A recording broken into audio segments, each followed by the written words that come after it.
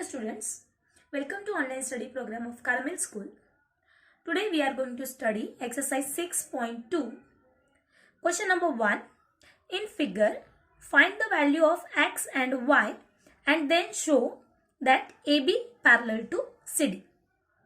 तो अब देखो AB and CD, these two lines are parallel to each other. Okay? और इसके बीच में एक ट्रांसवर्सल लाइन है. अब हमें x एंड y की एंगल की वैल्यू पता करनी है और साथ में प्रूफ करना है कि AB parallel to CD. Okay, so as we can see, अब देखो ये जो ट्रांसवर्सल लाइन है तो ये दोनों जो एंगल है वो लीनियर पेयर हो गए. लीनियर पेयर एंगल्स की टोटल 180 डिग्री होती है. Okay, so as we know angle x plus 50 degree is equal to 180. तो हम लोग लिख सकते हैं linear pair axiom. Okay, now angle x is equal to 180 degree minus 50 degree, क्योंकि ये प्लस माइनस हो जाएगा. Then angle x is equal to 130 degree. तो एंगल x जो हम लोगों को पूछी है वो वैल्यू हम लोगों को मिल गई. Now we can see angle x तो हम लोगों को मिल गई. अब एंगल y, तो अब देखो ये 130 दिया हुआ है और ये जो y है ये हम लोगों को दिख रहा है कि ये क्या है, वर्टिकली ऑपोजिट एंगल है. तो angle y is equal to 130 degree है ना, क्योंकि हम लोग यहाँ पे रीजन लिख सकते हैं vertically opposite angle. Okay, now अब एंगल y भी हम लोगों को मिल गया. ठीक है, so angle x is equal to angle y, दोनों 130 है. तो अब देखो ये एंगल x एंड y अगर इक्वल है तो हम लिख सकते हैं alternate interior angle.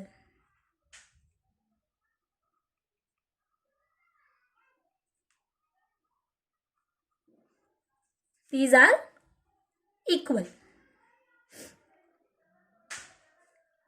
Okay, so AB parallel to CD, it is proved. क्योंकि अल्टरनेट इंटीरियर एंगल्स अगर इक्वल हो तो हम लोग इसका ये जो प्रूफ हुआ ये हम लोग इसका लिख सकते हैं if transversal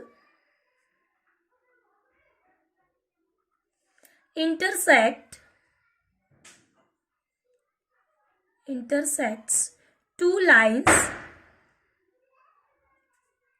such that theorem, ये जो थियरम है 6.3 जो तुम्हारे बुक में दी हुई है. So a pair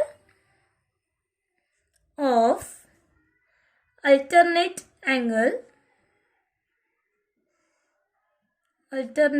interior angles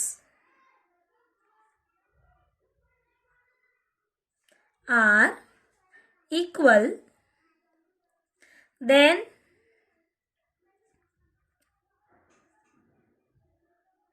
the two lines are parallel.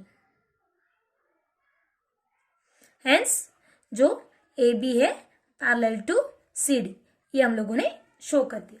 Okay, ये पूरा रीजन तुम लोगों को लिखना है कि अगर ट्रांसवर्सल लाइन इंटरसेक्ट करती है टू लाइंस को और इंटीरियर एंगल्स अगर इक्वल है तो AB मतलब ये दोनों जो लाइन है वो पैरेलली होगी. Hence AB parallel to CD, ये हम लोगों ने शो कर दिया. Okay, now question number 3. In figure if AB parallel to CD and EF is a perpendicular of CD and angle GED is equal to 126 degree, find angle AGE, angle GEF and angle FGE. अब देखो इसमें दिया हुआ है AB and CD these are parallel to each other. Then EF is a perpendicular of CD. ये एक perpendicular line है, तो अगर ये perpendicular है तो ये एंगल हमारा कितना हो गया 90 डिग्री. और GED मतलब ये जो पूरा एंगल है ये हम लोगों को दिया हुआ है 126 degree. It is given. Now angle GED as we can see, देखो angle GED is equal to angle AGE. ये एंगल और ये एंगल क्या होंगे, इक्वल होंगे. तो हम लोग इसका रीजन क्या लिखेंगे, these are alternate interior angles. Okay, so angle GED is equal to angle AGE is equal to 126 degree. तो रीजन में तुम लोग लिखना, these are alternate interior angle. Okay, then also angle GEF is equal to angle GED minus angle FED. अब देखो angle GED, अब ये पूरा जो एंगल है इसमें से अगर हम ये एंगल माइनस कर देते हैं जो 90 डिग्री है तो हम लोगों को एंगल GEF मिल जाएगा, है ना. इसकी वैल्यू हम लोगों को दी हुई है और इसकी वैल्यू हम लोगों को पता है 90 डिग्री. तो अगर इस पूरे में से अगर हम ये 90 डिग्री इतना माइनस कर देते हैं तो हम लोगों को ये एंगल मिल जाएगा आसानी से. सो GED is 126 degree minus 90 degree. So angle GEF is equal to 36 degree. Okay, now जो हम लोगों को पूछा है एक एंगल AGE ये हम लोगों को मिल गया. देन एंगल GEF भी मिल गया. अब हम लोगों को FGE निकालना है. Okay, now FGE. अब देखो FGE, अब देखो ये जो है ये एक ही लाइन पे ये पूरा एंगल बना हुआ है 180 डिग्री. लीनियर पेयरिंग जो एंगल का एक्सियम है. सो तो इसको हम कैसे शो करेंगे, now angle AGE plus angle FGE is equal to 180 degree. Reason लिखो, लीनियर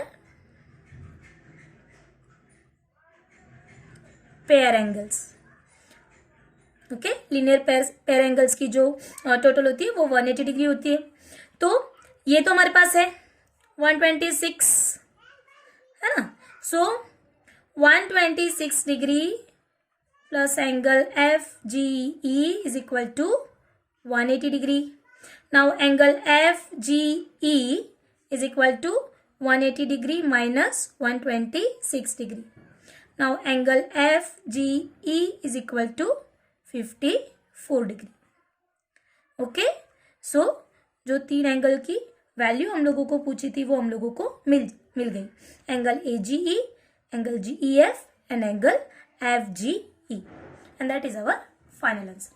Okay, thank you.